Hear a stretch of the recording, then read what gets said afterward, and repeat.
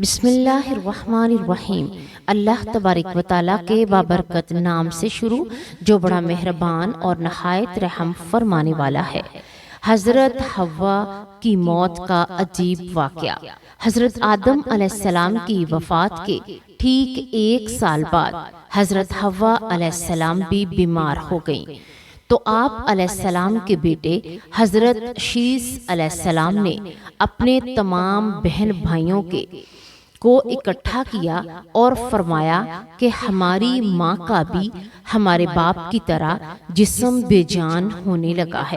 چنانچہ تمام اولاد حضرت حوا علیہ السلام کے گرد جمع ہو گئی، لیکن حضرت حوا علیہ السلام نے سب کو باہر نکال دیا اور فرمایا: السلام علیکم ورحمۃ اللہ وبرکاتہ۔ پیارے ناظرین، حضرت آدم علیہ السلام سے پہلے دنیا میں کیا تھا؟ یہ وہ سوال ہے جو ہم سب کے ذہن میں آتا ہے کہ کائنات میں انسانوں کے بسنے سے پہلے آخر اس دنیا میں کیا تھا؟ ایک صحابی نے حضور صلی اللہ علیہ وآلہ وسلم سے سوال کیا کہ اے اللہ کے رسول صلی اللہ علیہ وآلہ وسلم، زمین اور آسمان کو پیدا کرنے سے پہلے ہمارے پروردگار کہاں تھا؟ آپ صلی اللہ علیہ وآلہ وسلم نے فرمایا کہ تب اللہ کے سوا اور کچھ نہ تھا، پھر اس نے پانی پر اپنا عرش بنایا، گویا یہ اس کائنات کی ابتدا تھی۔ پھر اللہ نے قلم کو پیدا کیا اور اس کو حکم دیا کہ لکھ، اور قلم نے اللہ تعالیٰ کے حکم اور اس کے علم سے قیامت تک ہونے والا سب کچھ لوح محفوظ میں لکھ دیا۔ اس کے بعد آسمان اور زمین کی 6 دن میں تخلیق کی گئی۔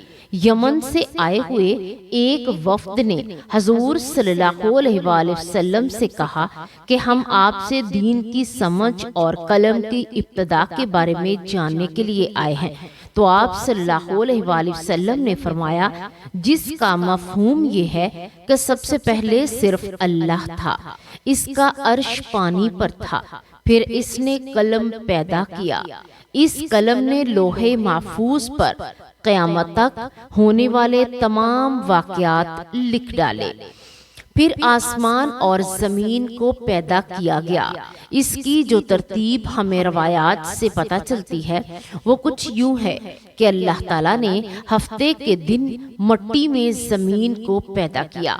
جب اللہ نے زمین بنائی تو وہ کانپنے لگی، پھر اللہ تعالیٰ نے اتوار کو اس میں پہاڑ بنائے، زمین کو سہارا دینے کے لیے ایسے جیسے کہ اس میں کیل ٹھوک دیے، اس سے زمین ساکن ہو گئی۔ پھر پیر کے دن اس میں درخت اگائے، منگل کے دن تکالیف، مصیبتیں، جراثیم اور بیماریاں بنائیں، بدھ کے دن نور کو پیدا فرمایا، جمعرات کو زمین میں چوپائے بنائے اور انہیں زمین پر پھیلا دیا، اور پھر جمعہ کے دن آخری گھڑیوں میں یعنی عصر کے بعد آدم علیہ السلام کو پیدا فرمایا۔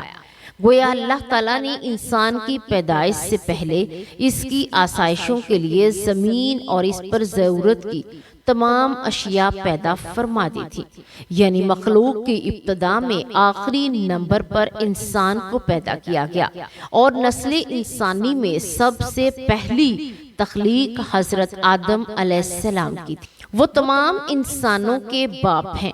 انسانوں کی پیدائش سے پہلے فرشتوں اور جنوں کی تخلیق بھی ہو چکی تھی۔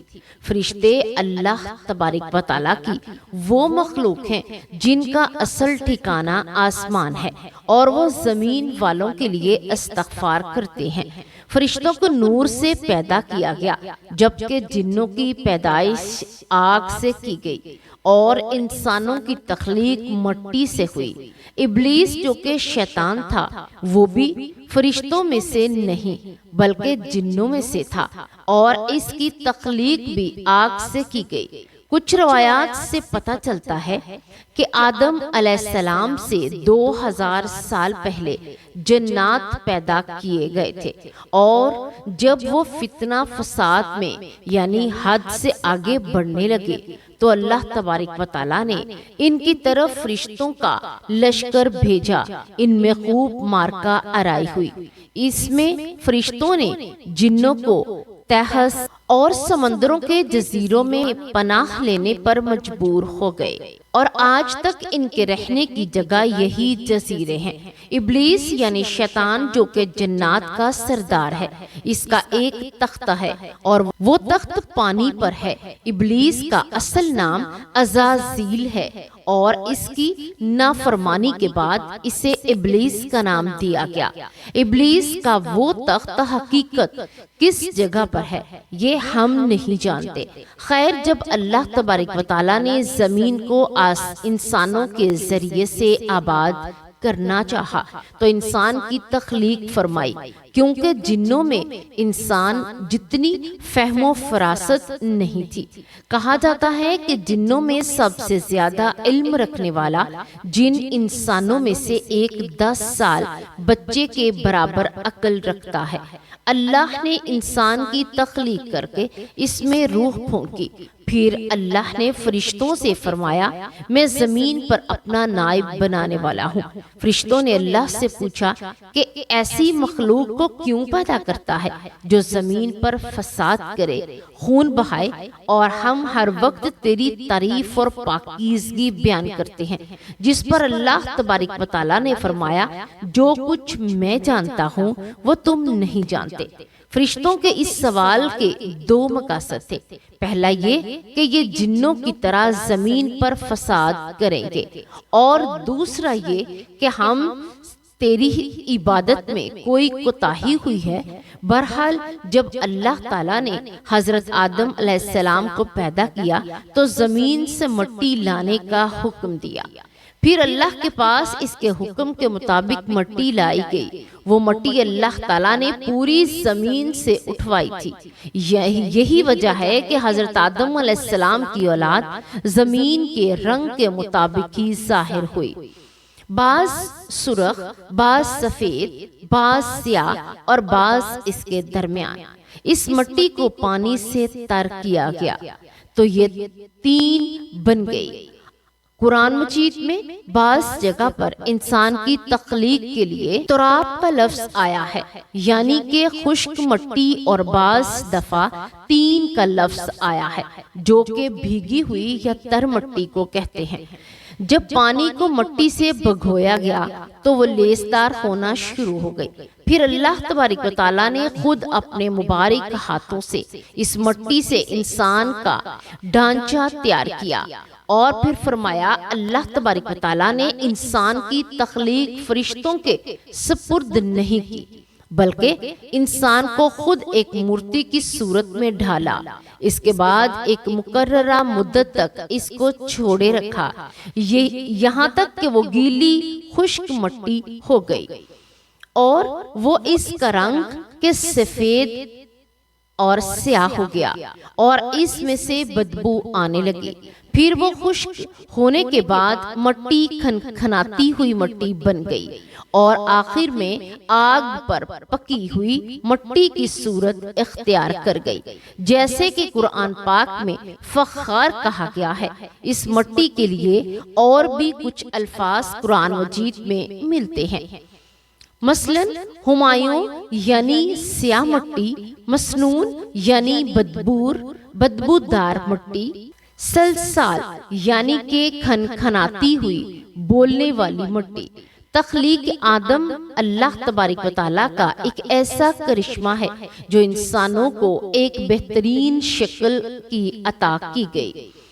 اس وقت انسان کا قد بہت لمبا تھا، اور اس کے بعد آنے والے لوگوں کے قد چھوٹے ہوتے چلے گئے۔ انسانوں میں سب سے ایک لمبا حضرت آدم علیہ السلام ہی کا قد تھا۔ ایک روایت میں آتا ہے کہ حضرت آدم علیہ السلام کا قد 60 ہاتھ لمبا تھا، یعنی بہت لمبے تھے۔ بہرحال جب اللہ تبارک و تعالیٰ نے انسان کا ڈھانچہ بنا کر اسے خشک ہونے کے لیے ایک مقررہ مدت تک چھوڑے رکھا تو ابلیس یعنی شیطان اس کے ارد گرد چکر کاٹنے لگا۔ وہ اس ڈھانچے کو ٹھوکر مارتا تو اس میں ایسی آواز آتی جیسی کہ خالی مٹی کے مٹکے سے آتی ہو۔ اس نے دیکھا کہ یہ ڈھانچہ پیٹ والا ہے تو وہ سمجھ گیا یہ مخلوق اپنے آپ پر قابو نہیں پا سکے گی۔ حضرت آدم علیہ السلام میں روح ڈالنے سے پہلے فرشتوں کا گزر اس ڈھانچے کے پاس سے ہوا تو وہ گھبرا گئے، اور ابلیس بھی ڈھانچے کے آس پاس سے گزرتا تو ٹھوکر مار کر کہتا کہ تجھے کس خاص مقصد کے لیے پیدا کیا گیا۔ یہ کہہ کر وہ اس کے منہ کے راستے میں سے داخل ہوتا اور کمر کے راستے سے باہر آ جاتا، اور پھر اس نے فرشتوں سے کہا اس سے گھبرانے کی کوئی ضرورت نہیں، اور اگر اسے مجھ پر مسلط کیا گیا تو میں یقیناً ہی اس کی نافرمانی کروں گا۔ یعنی اپنی حضرت آدم علیہ السلام میں اللہ تعالیٰ نے روح بھی ابھی نہیں پھونکی تھی کہ تب سے ابلیس کی انسان سے عداوت اور دشمنی واضح ہو گئی تھی۔ پھر اللہ تبارک و تعالیٰ نے حضرت آدم علیہ السلام میں اپنی روح داخل کی تو حضرت آدم علیہ السلام کو چھینک آ گئی، اور حضرت آدم علیہ السلام سے کہا کہ الحمدللہ کہیے۔ انہوں نے کہہ دیا۔ اللہ تعالیٰ کی اس تعریف کے جواب میں اللہ تبارک و تعالیٰ نے فرمایا کہ تجھ پر تیرا رب رحم فرمائے۔ جب روح ان کی آنکھوں میں داخل ہوئی اور ان کی آنکھوں نے جنت کے پھلوں کو دیکھا تو غور و فکر کرنے لگے۔ پھر روح پیٹ میں داخل ہوئی تو کھانے کی طلب ہوئی، یعنی روح ابھی ٹانگوں تک نہیں پہنچی تھی کہ کھانے کی خواہش محسوس ہونے لگی۔ جب حضرت آدم علیہ السلام کی روح پھونک دی گئی تو اللہ تبارک و تعالیٰ نے ان کی پشت مبارک پر ہاتھ پھیرا، جس سے قیامت تک کے آنے والے تمام انسان باہر آئے۔ حضرت آدم علیہ السلام کی تمام اولاد ان کے سامنے ظاہر ہو گئی۔ یہ بات قرآن اور حدیث سے واضح ہو چکی ہے۔ پھر اللہ نے آدم علیہ السلام کی اولاد سے انہی کے بارے میں اقرار کر لیا کہ میں تمہارا رب نہیں۔ تو تمام انسانوں نے جواب دیا ہم اقرار کرتے ہیں کہ تو ہی ہمارا رب ہے۔ اللہ تبارک و تعالیٰ نے حضرت آدم علیہ السلام میں اپنی روح پھونک کر فرشتوں اور جنوں میں انسان کو سجدہ کرنے کا حکم دیا۔ ابلیس کے علاوہ سب نے حضرت آدم علیہ السلام کو سجدہ کیا۔ اللہ تبارک و تعالیٰ نے ابلیس سے پوچھا کہ تجھے کس چیز نے سجدے سے روک دیا؟ تو اس نے جواب دیا کہ تو نے مجھے آنکھ سے پیدا کیا ہے اور میں مٹی سے کیا گیا ہوں۔ بہتر ہوں۔ اللہ تبارک و تعالیٰ نے اس کی سرکشی پر اسے سزا دیتے ہوئے فرمایا کہ جنت میں رہ کر تو تکبر کرے گا۔ ابلیس سے جواب دیا، کہا کہ مجھے قیامت تک مہلت دیجیے، یعنی کہ اتنی لمبی عمر دے دیجیے کہ قیامت تک مجھے موت نہ آئے، جبکہ تمام انسانوں کے ایک وقت مقررہ تک مہلت دے دی گئی۔ پھر ابلیس نے کہا میں قسم کھاتا ہوں میں انسانوں کی گمراہی کے لیے تیرے سیدھے راستے پر بیٹھ جاؤں گا، پھر میں ان کے آگے سے پیچھے سے دائیں سے بائیں سے ان کے پاس آؤں گا، تو انہیں شکر گزار ہرگز نہیں پائے گا سوائے ان کے جو تیرے مخلص بندے ہوں گے، اور وہ میرے بہکاوے میں نہیں آئیں گے۔ اللہ نے اسے ذلیل و خوار کر کے وہاں سے نکال دیا اور فرمایا کہ ان میں سے جو شخص بھی تیرا حکم مانے گا میں ایسے بندوں پر لوگوں پر جہنم کو فرض کر دوں گا، اور میرے بندوں پر تیرا کوئی غلبہ نہیں ہوگا۔ اس طرح یہ واضح ہوا کہ سب سے پہلا گناہ تکبر تھا، اس لیے علماء کرام کے مطابق تمام گناہوں کی جڑ تکبر ہے۔ اللہ تبارک و تعالیٰ نے حضرت آدم علیہ السلام کو جاہل نہیں بلکہ علم والا پیدا کیا۔ جب اللہ تعالیٰ نے حضرت آدم علیہ السلام میں مکمل روح ڈال دی تو وہ اپنے پیروں میں کھڑے ہو گئے، اور اللہ نے انہیں حکم دیا کہ جاؤ فرشتوں کی جماعت کو السلام علیکم کہو۔ حضرت آدم علیہ السلام کے سوال کے جواب میں انہوں نے وعلیکم السلام ورحمۃ اللہ وبرکاتہ کہا۔ اللہ تعالیٰ نے فرمایا یہ تیرا اور تیری اولاد کا آپس میں ایک دوسرے کے ساتھ تحفہ اور ہدیہ ہے۔ اللہ تبارک و تعالیٰ نے حضرت آدم علیہ السلام کو ابتدا ہی میں تمام نام سکھا دیے اور اللہ تعالیٰ کے حکم سے آسمان اور زمین کی ہر چیز کا نام اور ان کا استعمال جانتے تھے۔ اللہ تعالیٰ نے ان تمام چیزوں کا نام جب فرشتوں سے پوچھا تو وہ ان چیزوں کے نام نہیں جانتے تھے۔ پھر حضرت آدم علیہ السلام نے ان تمام چیزوں کے نام بتائے۔ تب اللہ تبارک و تعالیٰ نے فرشتوں سے فرمایا کہ میں تم سے نہیں کہتا تھا کہ میں وہ جانتا ہوں جو تم نہیں جانتے۔ پھر ایک روز جب حضرت آدم علیہ السلام سو رہے تھے تو اللہ تعالیٰ نے ان کی بائیں پسلی سے حضرت حوا علیہ السلام کو پیدا فرمایا اور انہیں حضرت آدم علیہ السلام کا ہمسفر بنایا۔ جب حضرت آدم علیہ السلام بیدار ہوئے تو انہوں نے دیکھا کہ حوا علیہ السلام کو پاس بیٹھے دیکھا تو انہوں نے پوچھا تم کون ہو؟ انہوں نے جواب دیا میں عورت ہوں۔ حضرت حوا علیہ السلام دونوں جنت میں رہتے تھے، انہیں نور کا لباس پہنایا گیا، اور جب ابلیس نے انہیں گمراہ کرنا شروع کر دیا تو اللہ تعالیٰ نے جس درخت کے پاس جانے سے منع کیا تھا شیطان نے انہیں وہی کھانے پر مجبور کر دیا جس میں جھوٹی قسمیں بھی کھانی تھی۔ انہوں نے اس درخت سے کھا لیا تو اللہ تبارک و تعالیٰ کی یوں نافرمانی ہو گئی، یعنی وہ نافرمانی کے مرتکب ہوئے۔ اللہ تعالیٰ نے ان سے نور کا وہ لباس لے لیا اور وہ برہنہ ہو گئے۔ وہ اس درخت کے پتوں سے اپنے آپ کو ڈھانپنے لگے، لیکن اس گناہ کے بعد غرور و تکبر کی جگہ وہ اللہ تبارک و تعالیٰ سے معافی مانگنے لگے اور اس کی مغفرت کے طلبگار ہوئے۔ اس سے یہ بتایا کہ خطا انسان کی فطرت کا حصہ ہے کیونکہ وہ فرشتوں کی طرح معصوم نہیں ہے۔ پھر اللہ تعالیٰ نے انہیں جنت سے نکل جانے کا حکم دیا اور فرمایا تمام زمین پر رہو اور تم ایک دوسرے کے دشمن ہو گئے ہو۔ پھر وہ دونوں زمین پر اترے اور انہی کے ساتھ ابلیس بھی زمین پر اترا۔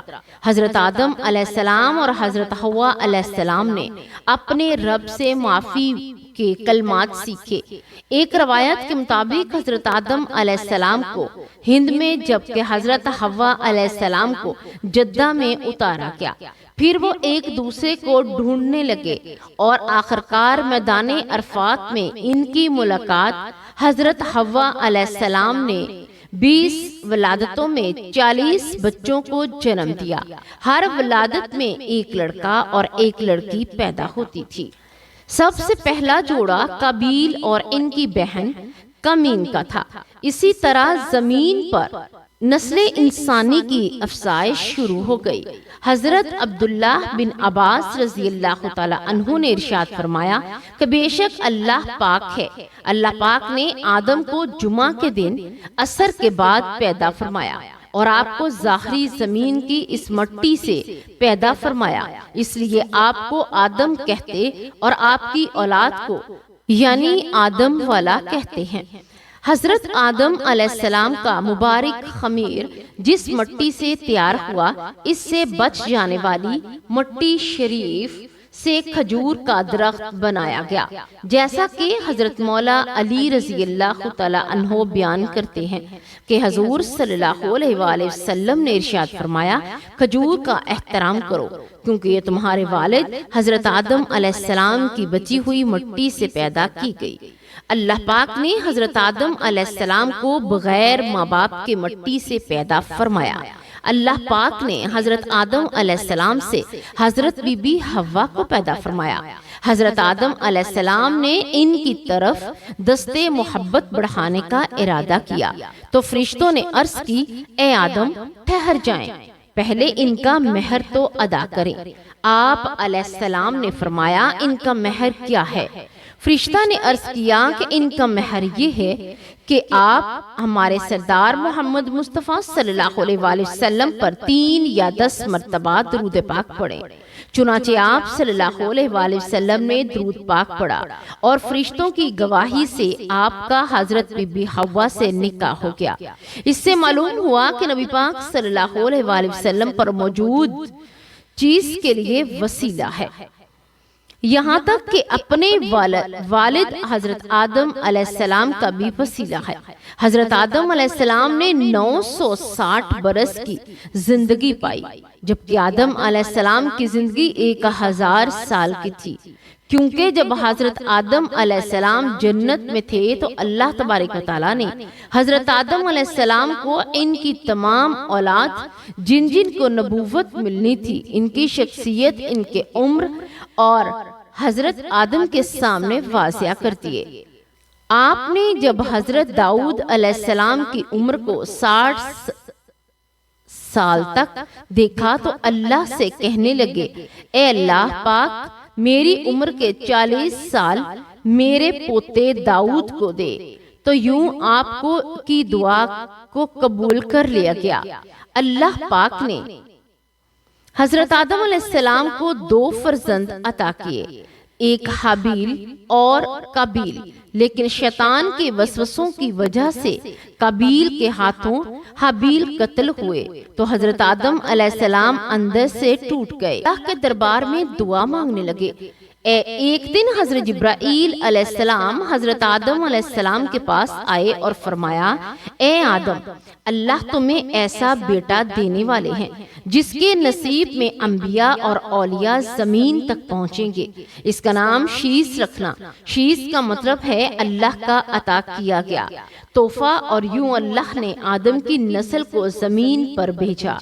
جب حضرت آدم علیہ السلام کا آخری وقت آیا تو آپ نے اپنے بیٹوں سے کہا، میرا دل کرتا ہے کہ میں جنت کا پھل کھاؤں۔ آپ کے بیٹے زمین پر جنت کے پھل ڈھونڈنے لگے۔ اچانک سے ان کو فرشتے ملے اور کہنے لگے، اے بنی آدم، کہاں جا رہے ہو؟ انہوں نے کہا کہ ہم اپنے بابا کے لیے جنت کا پھل ڈھونڈنے جا رہے ہیں۔ ان فرشتوں نے کہا، جاؤ، تمہارے بابا چند دنوں کے مہمان ہیں۔ تمام فرزند ذکر فرما رہے تھے۔ تمام فرزند دوڑتے ہوئے آپ کے پاس پہنچے۔ آپ بستر بیماری پر اللہ کا ذکر فرما رہے تھے، بس اتنے میں موت کا فرشتہ آن پہنچا۔ جیسے ہی حضرت حوا نے موت کا فرشتہ دیکھا تو حضرت آدم علیہ السلام سے لپٹ گئی۔ حضرت آدم علیہ السلام نے فرمایا، اے حوا، مجھ سے دور ہو جا۔ ایک مرتبہ پہلے بھی آپ کی وجہ سے جنت سے نکالا گیا ہو، آج اللہ اور اس کے فرشتوں کے درمیان حائل نہ ہو۔ پھر آپ ان فرشتوں سے مخاطب ہو کر کہنے لگی، ایک فرشتہ، موت کیا بھول تو نہیں گئی؟ میں نے اللہ سے سنا کہ میری عمر 1000 سال ہے، ابھی تو مجھے 960 برس ہوئے ہیں۔ ملک الموت نے کہا، اے اللہ کے نبی، آپ نے خود ہی فرمایا ہے کہ آپ کی عمر کے 40 سال آپ کے پوتے حضرت داؤد علیہ السلام کو دے دیے جائیں۔ پس حضرت آدم علیہ السلام کی روح قبض کر لی گئی۔ آپ کو غسل فرشتوں نے دیا، جنت کی خوشبو آپ کے جسم مبارک کو لگائی گئی، اور آپ کی نماز جنازہ فرشتوں تک حضرت جبرائیل علیہ السلام کے پیچھے ادا کی گئی۔ زمین کھود کر آپ کی تدفین ہوئی اور تمام انسانوں کے نزدیک اللہ کا یہ حکم نافذ ہوا کہ جب بھی کسی کا انتقال ہو تو اس کے جسم کو ایسے ہی تدفین کرنا۔ آج بھی ان فرشتوں کی سنت پر اہل ایمان عمل کر کے اپنے بزرگوں کی تدفین کرتے ہیں۔ جب حضرت آدم علیہ السلام کی روح قبض کرنے کے لیے فرشتہ پہنچا تو آپ کے بیٹے، جس کو آپ نے اپنا جانشین بنایا تھا، حضرت شیس علیہ السلام سے کہنے لگے، میرے جانشین، میں نے اللہ سے سنا تھا کہ انقریب اس میں میرا طوفان آئے گا، اور اگر تم اس وقت تک موجود رہو تو میرے جسم کو اس کی کشتی میں سوار کر دینا۔ تاریخ میں لکھا ہے کہ جب طوفان نوح آیا تو حضرت نوح علیہ السلام نے اپنی کشتی میں حضرت آدم علیہ السلام جسم مبارک کو سوار کیا اور بیت المقدس یا عراق میں اس جگہ تدفین کی گئی۔ حضرت آدم علیہ السلام کی وفات کے ٹھیک 1 سال بعد حضرت حوا علیہ السلام بیمار ہو گئی تھی، تو آپ علیہ السلام کے بیٹے حضرت شیس علیہ السلام نے اپنے تمام بہن بھائیوں کو اکٹھا کیا تھا اور فرمایا تھا کہ ہماری ماں کا بھی ہمارے باپ کی طرح جسم بے جان ہونے لگا ہے۔ چنانچہ تمام اولاد حضرت حوا کے گرد جمع ہو گئی، لیکن حضرت افغان نے سب کو باہر نکال دیا اور فرمایا ابھی تم لوگ باہر جاؤ، مجھے فرشتوں سے ملنے دو، جب میری روح پرواز کر جائے تو اندر آ جانا۔ اللہ تبارک و تعالیٰ سے دعا ہے کہ اللہ تبارک و تعالیٰ ہمیں تمام برائیوں سے دور فرمائے اور نیکی کرنے کی توفیق عطا فرمائے۔ ہمارے پیارے نبی صلی اللہ علیہ وآلہ وسلم اور ان کی آل اولاد سے سچی محبت عطا فرمائے۔ اللہ تبارک و تعالیٰ سے دعا ہے کہ اللہ تبارک و تعالیٰ تمام امت مسلمہ کو دین کی بات سننے، سمجھنے اور اس پر عمل کرنے کی توفیق عطا فرمائے۔ آمین یا رب العالمین۔